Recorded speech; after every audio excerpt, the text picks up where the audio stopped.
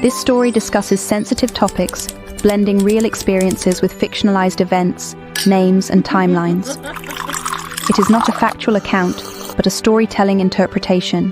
The farmhouse stood empty behind us, its walls still echoing with the ghost of her laughter, the imprint of her suffering. My father, a man who had spent 28 years waking beside his soulmate, now moved through the world like a compass needle severed from its north. And I, unmoored, degree in hand but with no life yet built to catch me, clung to him as much as he clung to me. We fled in the fifth wheel RV, that hulking metal shell that had once carried my parents on adventures when the world was still bright. Now, it became our sanctuary on wheels, a nomadic confessional where grief could unravel at 60 miles per hour. We chased kitsch and catharsis in equal measure, collected refrigerator magnets from every roadside attraction, as if to prove we were still here, still moving, stood on the edge of the Grand Canyon at dawn, the silence between us louder than the abyss. Drank too much whiskey in dusty saloons, toasting her memory with shaky hands, walked every haunted ghost town we could find, as though we might glimpse her in the shadows between the sagging buildings. My father, ever the stoic, wept only once in a Walmart parking lot outside Amarillo, when a woman passed by wearing her perfume. I held him as the sobs racked his frame, his face pressed into my shoulder like a child's. But slowly, the road worked its magic. The miles sanded down the sharpest edges of our pain. We found God in desert sunsets and the kindness of strangers. We learned to speak of her without flinching, to remember her without collapsing. By the time we circled back to the farm a year later, the grief had not lessened, but we had grown around it, like trees swallowing barbed wire. The farmhouse no longer echoed. It hummed. Her absence had settled into the walls like old honey, sweet and steadfast. I could sit at the kitchen table now without seeing the ghost of her waffle fork, could pass the porch swing without my breath hitching. Grief, I'd learned, was not a wall to scale, but a tide to wade through, and I was finally finding my footing in the shallows. As months passed my heart, that restless creature began to ache for something beyond survival. Someone I could hug deeply and share my life with. And so, with a pragmatism that would have made my mother smirk, downloaded a dating app. A few flippant swipes to the left, a faithfully timed swipe to the right, and then match. He called before I could second guess. Hello? 2 hours melted into midnight as we shared stories, his voice warm as bourbon, his laughter punctuating the quiet of my bedroom. A potential suitor an hour away, with a penchant for quoting The Office at inappropriate moments. Our first meeting was a cliché I have rolled my eyes at in another life. He stepped from the truck like destiny finally arriving, not walking, but striding with the certainty of a man who'd waited lifetimes for this moment. When his hands found my waist and lifted me effortlessly, the world narrowed to just our gaze, our heartbeats thundering through us. And then a kiss, the kind that unspools your knees and rewrites your definition of chemistry. The truck door clicked shut behind me, sealing us in our own little world of nervous laughter and damp, clasped hands. His palm was rough against mine, a working man's hand, one that could cuff a suspect or cradle my face with equal ease, when he suddenly gripped the wheel tighter and said, "You're too good for me. Want me to turn back?" I merely laced our fingers tighter. The man who'd cuffed criminals with cool efficiency now trembled at holding a girl's hand. How could I resist? His house was exactly what I'd expected of a bachelor. Sparse, utilitarian, with all the warmth of a motel room. A mattress on the floor, a single coffee mug in the sink, and not a single curtain to soften the relentless Texas sun. But where others might have seen emptiness, I saw potential. Blank walls begging for art. Windows crying out for gauzy drapes. A kitchen made for shared meals. At first date unfurled like a dream. He showed me his town with the pride of a man unveiling a kingdom. I knew I could roll by his side.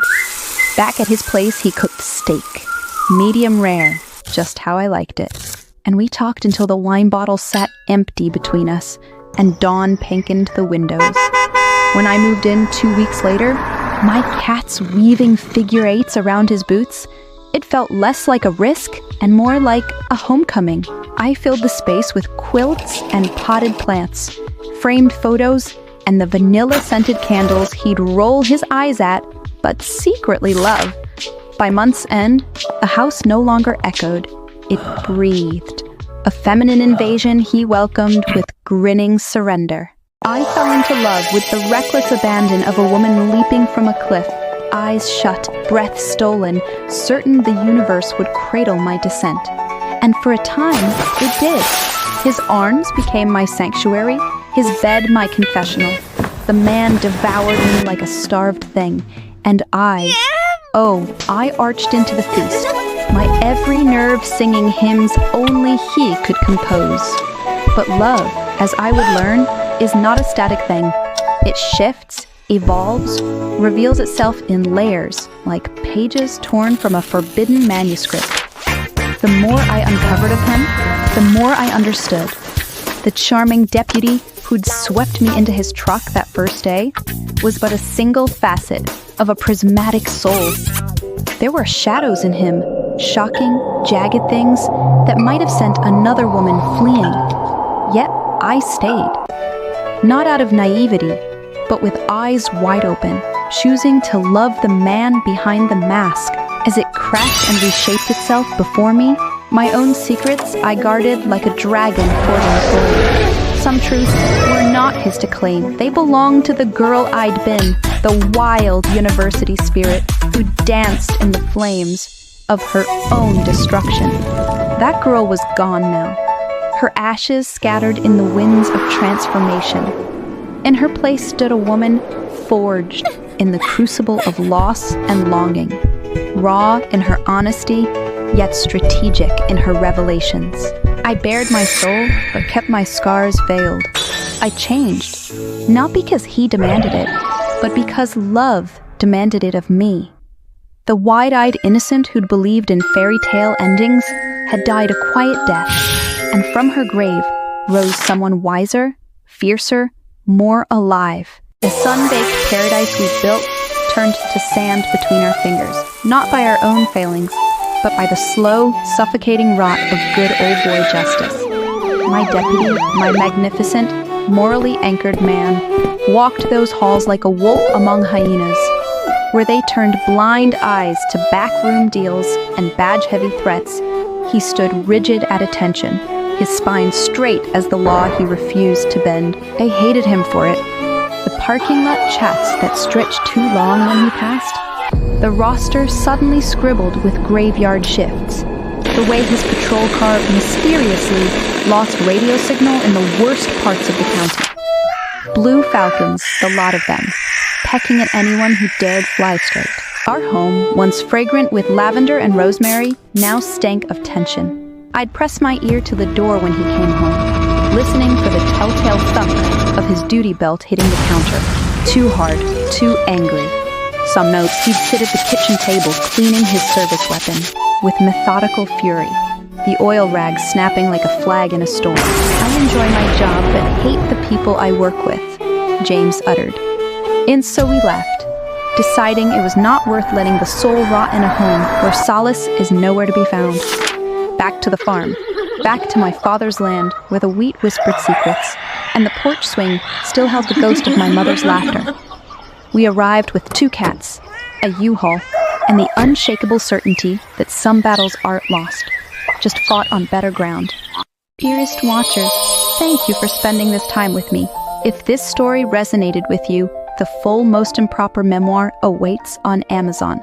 Find a link in my bio, along with my memoir will be Most Improper and Support Small Authors merch with the QR code to my memoir.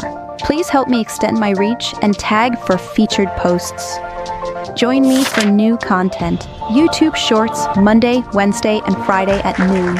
Full chapters Tuesdays and Thursdays at 5 p.m. and weekends at 8 p.m. TikTok tales drop Tuesdays and Fridays at 8 p.m. Instagram secrets Wednesdays and Saturdays at 7 p.m. Your support means everything. Subscribe, leave a comment, and share with a fellow Rebel reader. All links are in my bio. Until next time, stay gloriously improper.